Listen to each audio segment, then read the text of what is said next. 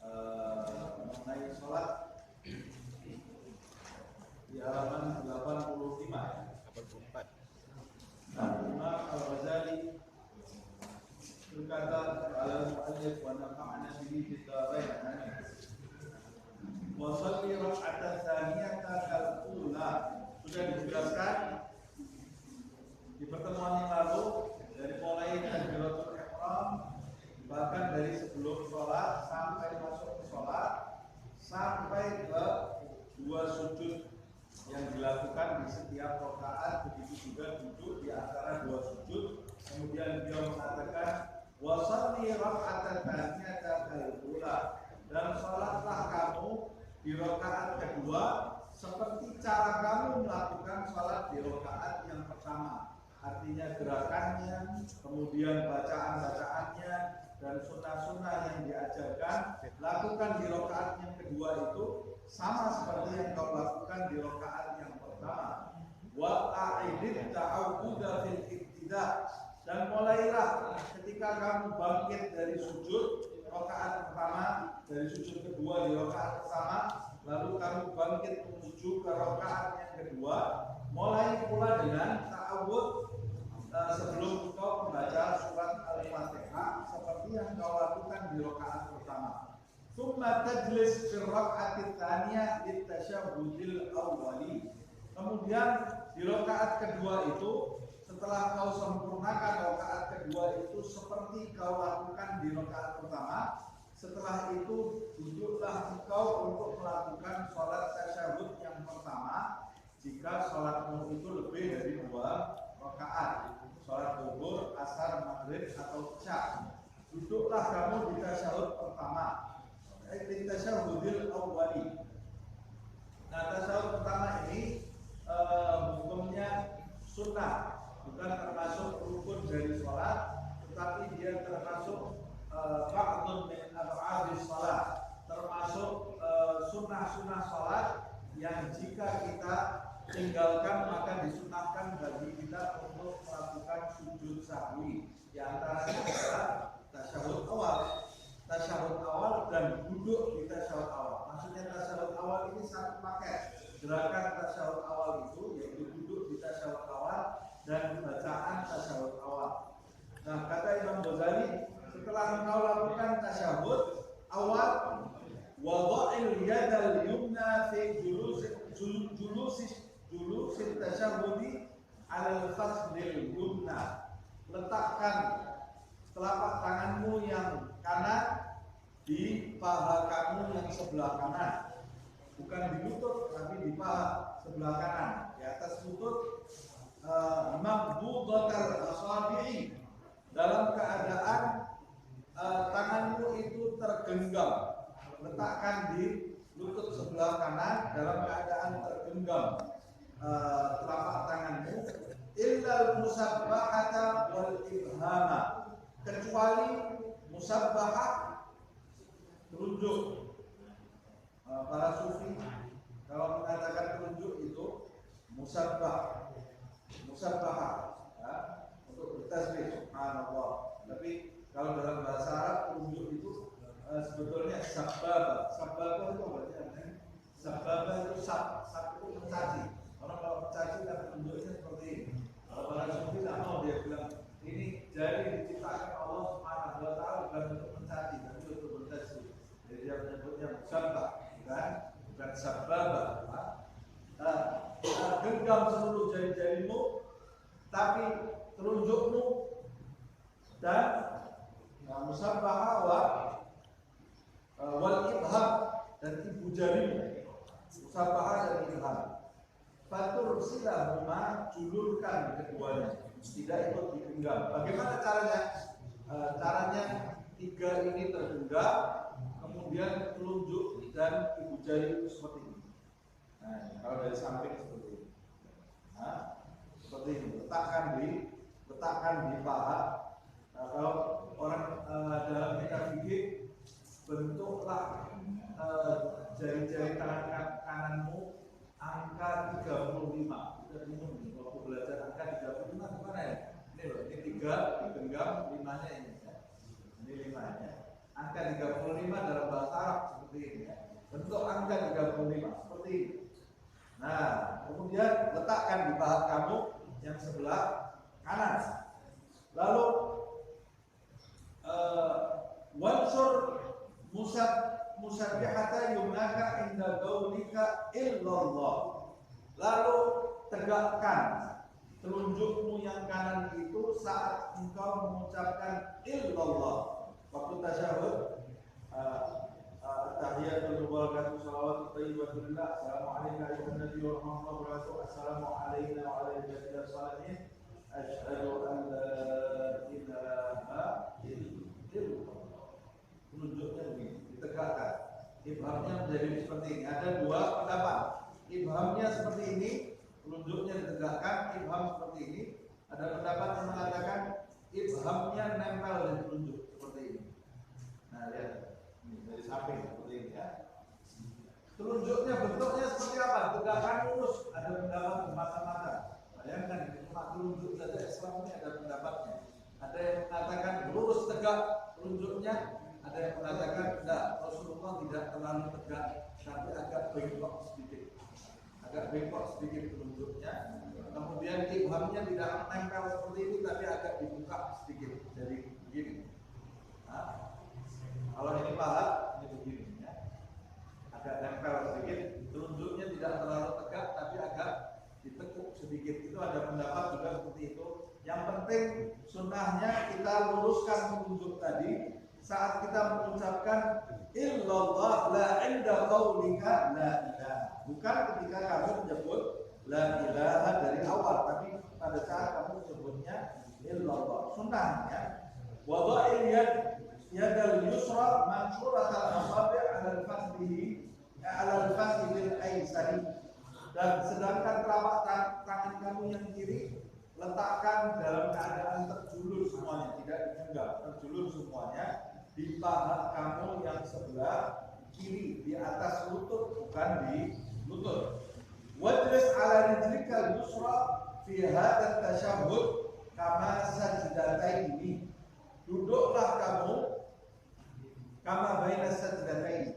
Duduklah kamu di tasyahud awal itu di atas kaki kirimu seperti saat kamu duduk di antara dua sujud. Sama, posisi duduknya sama. Tasyahud awal dengan duduk di antara dua sujud, cara duduknya itu sama. Wa fit tasyahudil akhiri mutawarrikan. Sedangkan di tasyahud yang akhir duduknya tidak sama dengan duduk di antara dua sujud, tapi mutawarrikan. Bagaimana mutawarrikan? Mutawarrikan itu menegakkan telapak kaki yang sebelah kanan ditegakkan, kemudian menjadikan telapak kaki yang kiri itu masuk di sela-sela antara lutut dan telapak kaki yang kanan, masuk menjulur keluar. Kalau yang tasyahud awal duduk di atas telapak kaki kiri. Kalau tasyahud akhir tidak duduk di atas telapak kaki kiri, tapi telapak kaki kirinya dimasukkan ke sela-sela antara telapak kanan dengan lutut. Nah, itulah duduk mutawarrik. Wastaqbilid du'a al-ma'ruf al-ma'thur ba'da salat ala Rasulillah sallallahu alaihi wasallam. Lalu setelah engkau menyempurnakan tasyahud, lalu baca salawat kepada Nabi Muhammad sallallahu alaihi wasallam. Allahumma shalli ala Muhammad selesai.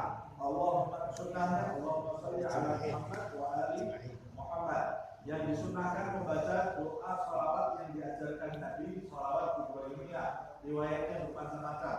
Riwayat yang kuat adalah Allahumma shalli ala Muhammad wa ala ali Muhammad wa azwajihi wa dzurriyyatihi kama shallaita ala Ibrahim wa ala ali Ibrahim wa barik ala Muhammad wa ali Muhammad wa azwajihi wa dzurriyyatihi kama barakta ala Ibrahim wa ala ali Ibrahim fil alamin innaka Hamidum Majid. Imam Syafi'i menganjurkan menambahnya dengan Sayyidina. Allahumma sholli ala Sayyidina Muhammad wa ala alihi wa azwajihi wa dzurriyyatihi kama shallaita ala Sayyidina Ibrahim wa ala ali Sayyidina Ibrahim ila akhir salawat Ibrahim. Kalau ada dalil yang mengatakan jangan kau sayyidkan aku di dalam salat, itu hadis palsu. Tidak ada hadisnya, itu dibuat-buat untuk hadis itu ya. Tidak ada hadis seperti itu. Jadi bolehkah saya menggunakan Sayyidina juga? Boleh, bahkan menurut Imam Syafi'i sunnah. Loh, Nabi ketika mengajarkan tidak menyebut Sayyidina. Nabi tidak menyebut Sayyidina, tapi Nabi juga tidak melarang tidak menyebut Sayyidina. Kita sebut nama presiden kita langsung namanya, tidak pantas lah. Presiden aja kita sebut namanya Pak Presiden, baru namanya. Bagaimana Nabi Muhammad SAW kita sebut namanya saja, berarti menurut kita presiden lebih pantas daripada Nabi Muhammad SAW. Ada di dalam Al-Quran Allah Subhanahu Wa Taala menjelaskan melarang sahabat memanggil Nabi saja, dilarang memanggil namanya. La taj'al du'a ar-rasul ka du'a ba'dikum ba'd. Jangan kau jadikan panggilan untuk sang Rasul itu Muhammad SAW seperti panggilan untuk yang lain. Nah, kita dapati orang zaman sekarang memanggil selain Rasul, memanggil raja, memanggil presiden, dia ucapkan dengan penuh penghormatan, tapi memanggil Rasul, dia bilang kalau kita panggil, kita sebut Sayyidina, kita langgar syariat. Syariat mana yang dilanggar? Ini orang perlu belajar lagi, perlu membaca Al-Quran lagi. Nah, kita lanjutkan, kita tidak akan berpanjang-panjang dalam hal ini. Selesai kita baca sholawat, disunahkan kita membaca doa al-ma'ruf al-ma'thur, doa-doa yang ada riwayatnya dari Nabi Muhammad Sallallahu Alaihi Wasallam. Seperti doa yang kita tinggalkan adalah Allahumma inni a'udzubika min adzabil nar wa min adzabil qabri wa min fitnatil mahya wal mamat wa min fitnatil masiihid dajjal wal ma'rani wal ma'tani. Dalam hadis disebutkan siapa yang setiap tasyahud akhir sebelum salam dia membaca doa ini, maka dia nanti tidak akan terkena fitnah dajjal. Tidak akan terkena fitnah dajjal. Al-Imam Abdullah bin Al-Haddad menambah lagi, ya muqallibal qulub wal absar tsabbit qalbi ala dinik. Sebelum salam, setelah tasyahud, sebelum salam. Wajlis fihi ala walidika al-aisar wa dha' rijlaka al-yusra kharijatan min tahtika. Ini seperti yang sudah saya jelaskan tadi. Ini cara duduk tasyahud akhir. Wansib al-zadam al-yumna. Kata beliau, duduklah kamu di atas apa ini? Bokong apa? Orang Singapura kalau bukan bokong pantat. Dubur yang sebelah kiri, ya. Duduk tidak di atas kaki, tapi langsung bersentuhan dengan tanah. Wadot rijlaka al-yusra kharijatan min tahtika, dan kaki kamu yang kiri kamu masukkan di sela-sela di bawah kaki kananmu. Wansibil qadam al-yumna, dan tegakkan telapak kakimu yang kanan seperti yang sudah saya jelaskan. Setelah kamu selesaikan doa dan sholawat kepada Nabi, juga bacaan tasyahud, qul ba'dal faragh, setelah selesai itu ucapkan Assalamualaikum warahmatullahi. Assalamualaikum warahmatullahi. Marrataini minal janibain.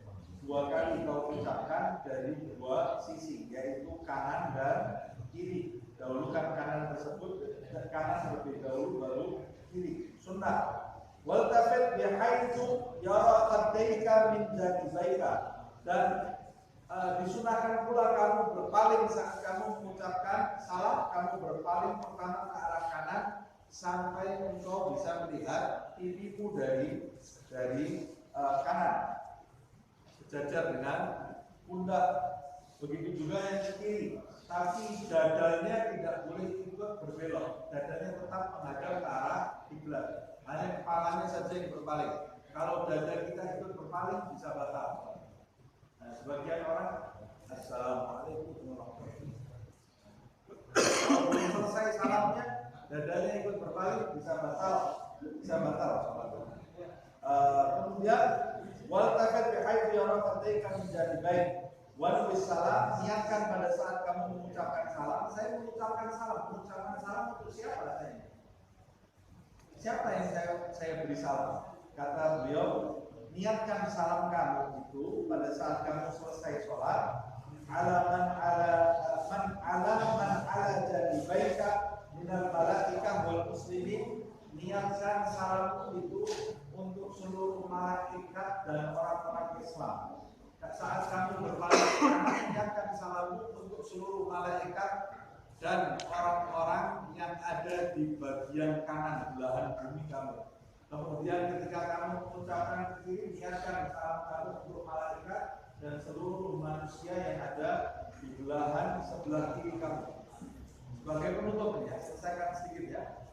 Kemudian wa hadhihi hay'atu shalatil munfarid. Ini yang aku jelaskan adalah tata cara melakukan sholat sendiri munfarid. Makanya nanti bab berikutnya adalah tata cara berjamaah. Ya. Yang aku jelaskan tata cara sholat sendiri dan diingatkan nanti oleh Imam Ghazali. Wa imadus sholati al-khusyu'. Saya sudah jelaskan ke kamu tata caranya sholat, tapi jangan lupa ini hanya kerangka yang aku jelaskan. Jangan lupa tiang sholat itu adalah khusyuk. Khusyuk itu tiangnya sholat. Wa hudurul qalbi ma'al qira'ati wa dzikri al-fahmi. Khusyuk dan kehadiran hati disertai saat membaca itu memiliki menyebut, dan saat membaca dan menyebut itu disertai pemahaman atas apa yang dia baca dan dia sebut. Khusyuk dan hudur saya sudah pernah jelaskan. Khusyuk itu artinya ketundukan, hudur itu artinya sadar apa yang kita ucapkan, disertai dengan pemahaman. Nah, ini adalah ruh dari sholat. Siapa yang sholat tanpa khusyuk, tanpa hudur, diumpamakan oleh Al-Imam Abdullah bin Al-Haddad seperti jasad tanpa bangkai, atau seperti hadiah besar dengan hiasan bungkusnya tapi dalamnya kosong, tidak ada apa-apa. Bagaimana kita mau memberi hadiah kepada raja, bungkusnya bagus, besar, hiasannya bermacam-macam, ketika raja itu membuka dalamnya kosong, tidak ada apa-apa. Ini namanya penghinaan, bukan hadiah untuk raja. Nah, itu perumpamaan orang yang sholat tanpa khusyuk dan tanpa hudur. Wa qala Al-Hasan Al-Basri rahimahullahu taala, Al-Hasan Al-Basri semoga Allah merahmatinya, dia berkata, kullu salatin la ya'dulu fiha al-qalbu fa hiya ila al-'ububati asra'u. Setiap salat yang di dalamnya tidak ada hati yang sadar, jadi salat yang kosong dari hati yang sadar, maka salat itu lebih cepat mendatangkan iman daripada pahala. Karena itu pembinaan untuk Allah Subhanahu wa taala, seperti yang saya jelaskan tadi, seperti hadiah yang mau kita sodorkan ke raja, hadiahnya bungkusnya bagus, tapi ketika dibuka oleh raja isinya kosong, maka itu pembinaan, bukan hadiah, itu pembinaan. Makanya kita perlu belajar khusyuk dan hudur. Siapa orang-orang yang mendapat hukuman ini? Orang-orang yang ketika sholat sama sekali tidak ada keinginan untuk khusyuk dan hudur, dan tidak ada motivasi untuk melatih khusyuk dan hudur di dalam dirinya. Tapi orang yang punya usaha di dalam sholatnya itu, dia berusaha untuk khusyuk dan hudur. Dia ketika takbir dia berusaha untuk khusyuk dan hudur. Ketika Al-Fatihah dia berusaha untuk khusyuk dan hudur. Tapi belum mampu dia khusyuk dan hudur. Dia sudah berusaha tapi belum mampu. Dia tidak termasuk di dalam kategori hadis. Yang termasuk di dalam kategori ucapan Hasan Al-Basri, maksud saya bukan hadis.